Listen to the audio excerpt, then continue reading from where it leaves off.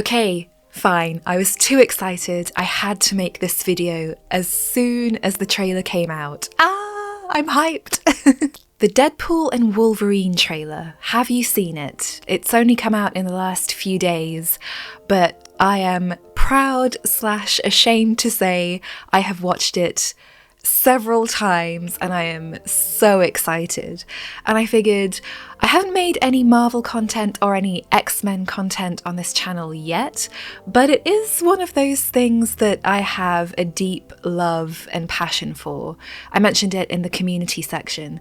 I've been reading the comics in my teenage years. The first 3 X-Men movies are just hugely influential to me, and probably a big reason why I'm such a fan of comic books and storytelling that goes on in comics, just in general. I think it's a great art form.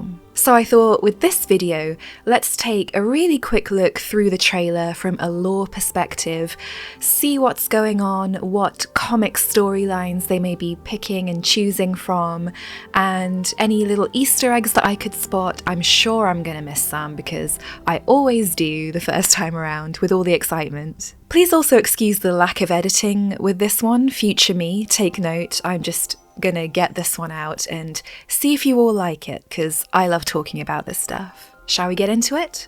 I think we should get into it.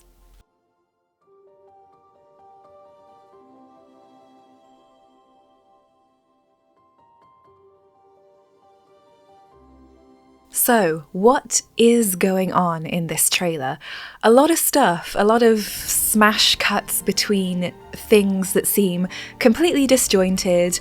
Wolverine and Deadpool finally meet in the Marvel Cinematic Universe, but why? How? Under what circumstances?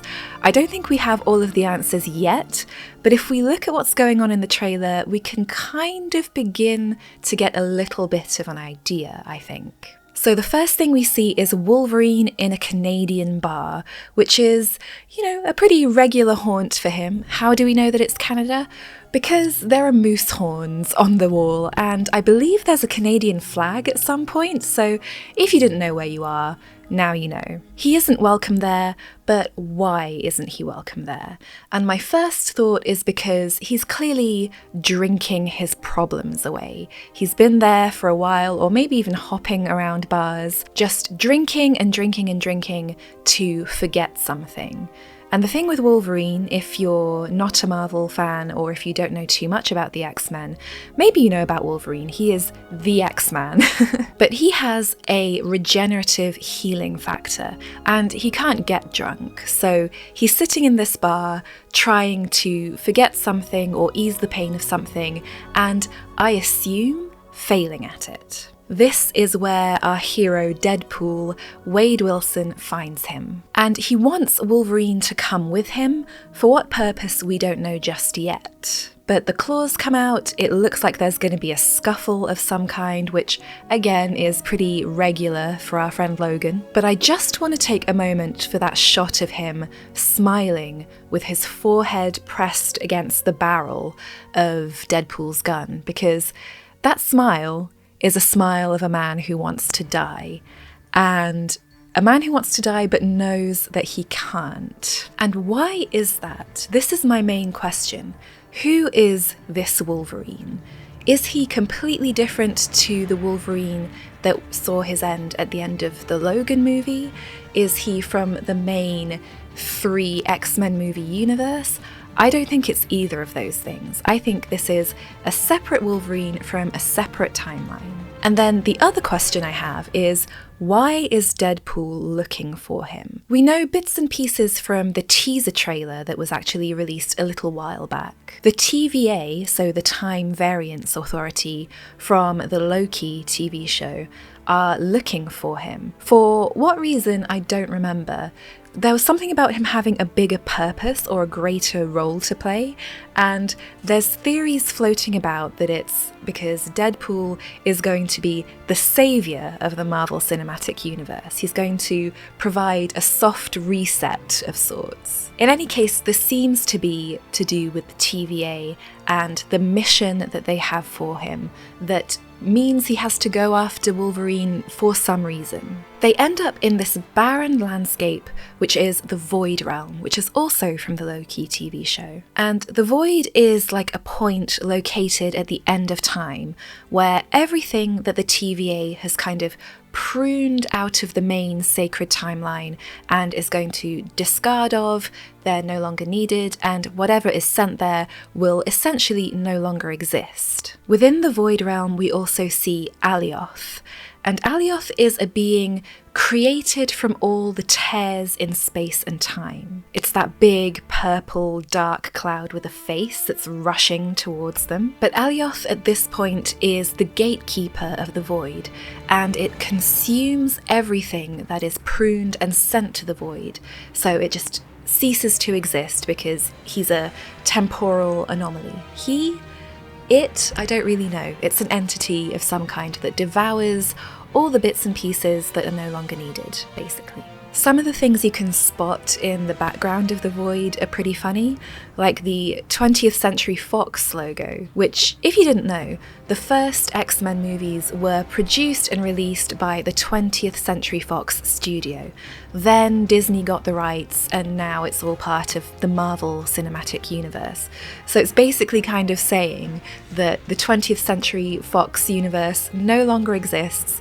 All the mutants are going to be recast, probably, and the old universe has been discarded to time. There's also what I believe is the CN Tower from Canada. It's a Canadian landmark, and that's got to be a jab at Wolverine because he is Canadian. So is Ryan Reynolds, I believe. I'm going to have to look that up later, but there's always like a little jab at Canada in these movies. And then we see, for the first time on the cinematic movie screen, Wolverine in his classic comics yellow and blue uniform.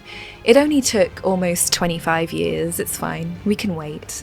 He is missing the mask, the cowl that's just quintessential to the character, but they're not going to put that in the trailer. They're saving that for the movie itself, the money shot that they know everyone is waiting for. That's just gonna crown the whole thing, I think, to see him walk out with that cowl on. It's mentioned that Deadpool is about to lose everything in his world, so all his friends that he's made across the last two movies, Vanessa, everybody. Why? I don't know. It's not really made clear, and I guess we'll have to find out. Maybe it's something to do with the TVA pruning his timeline, or maybe because of this grand purpose that's meant for him, they're going to prune his timeline to remove all of his personal connections.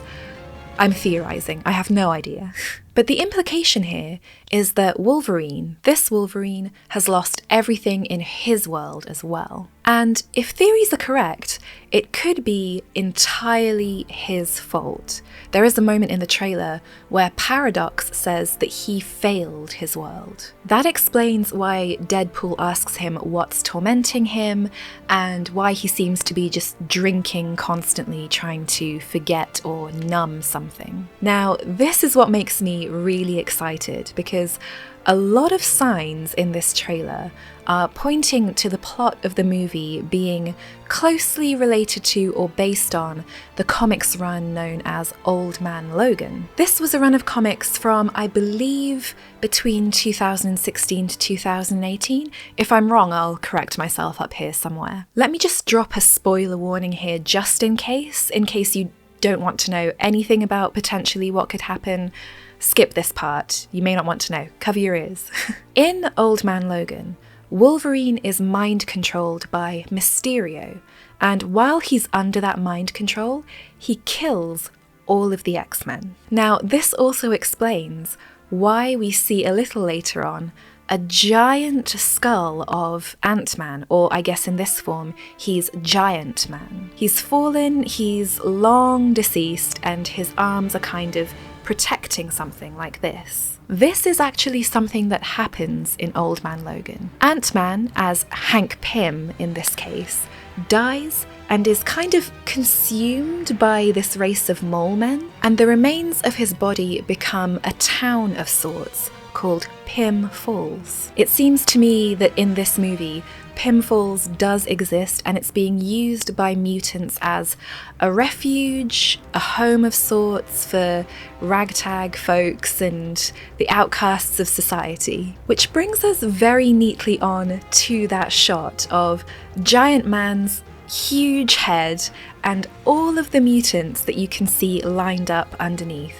And I have tried really hard to figure out who you can see in that shot. So far, we know for sure that Azazel is there. That's the red-coloured mutant who I believe was in First Class. And in the comics, he's Nightcrawler's father. There's definitely also Lady Deathstrike from X2, and you can see that because she has those super long nails. Pyro is sitting on top of the car to the right. He was in the original X-Men movie trilogy, and I feel like that's not a spoiler because he was already featured in the previous teaser trailer. There's Toad as well, and maybe Callisto, and maybe even Arclight, difficult to tell. And there's a few others whose faces are kind of obscured that I have no idea. I couldn't tell you who they are. But if you think you know, let me know down in the comments. I'm really interested to see who those might be. Here's a detail that I'm really excited about.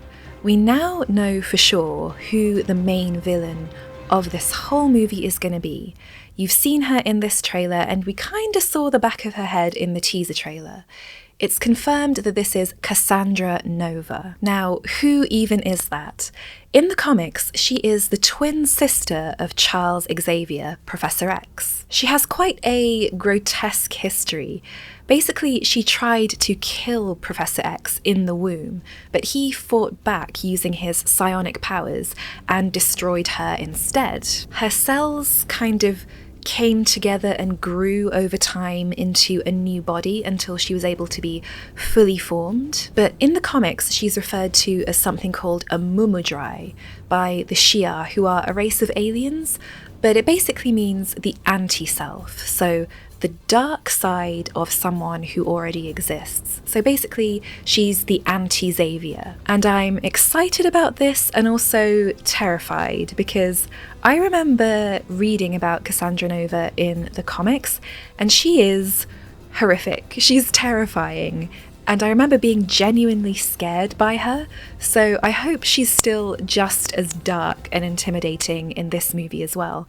And knowing that it's Deadpool, they don't shy away from that stuff, so fingers crossed they keep that. I'm also more used to seeing her as a very old, craggy woman, so the twin of an older Professor Xavier. But because they're using a younger actress, in this case Emma Corrin, it looks to me like she's the twin of James McAvoy's Xavier, which begs the question, is James McAvoy as Xavier going to show up in this movie?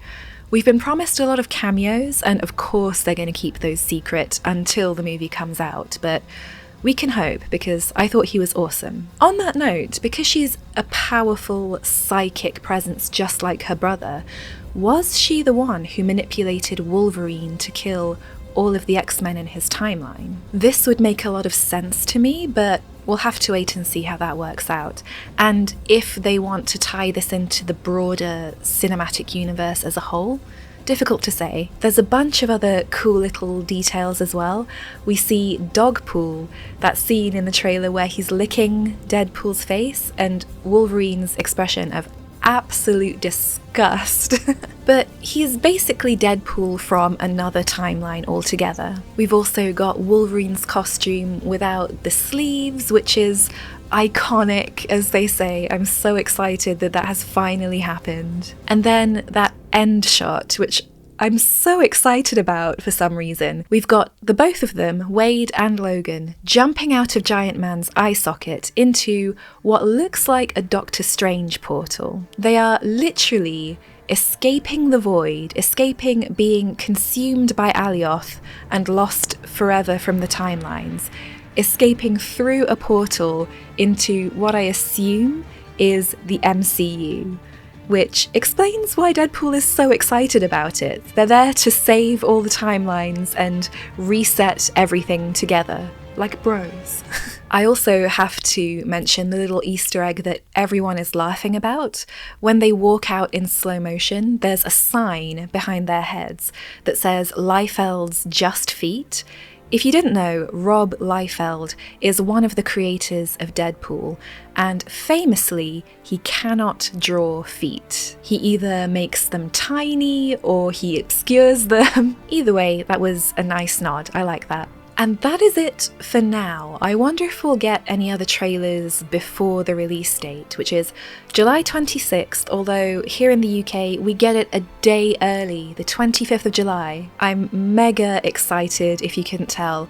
I've been kind of down on the MCU for quite a few years, and I haven't really watched a lot of the newer stuff. Guardians of the Galaxy 3 was the last thing, but I love my X-Men. I know, frankly, too much about them, so this is very dear to my heart, and I can't wait to see how this goes. I am so excited to see the X-Men coming to the big screen again after so long, and I just hope they do them justice. I mean, Deadpool has his own thing going on, and I'm so glad they let Ryan Reynolds just do his own thing, because he gets the character. The character is him, and he is it, so that's perfect. He's self-referential, he breaks the fourth wall, he knows that he is a fictional character in a fictional world, and they've consistently kept all of that. So we'll see how this goes.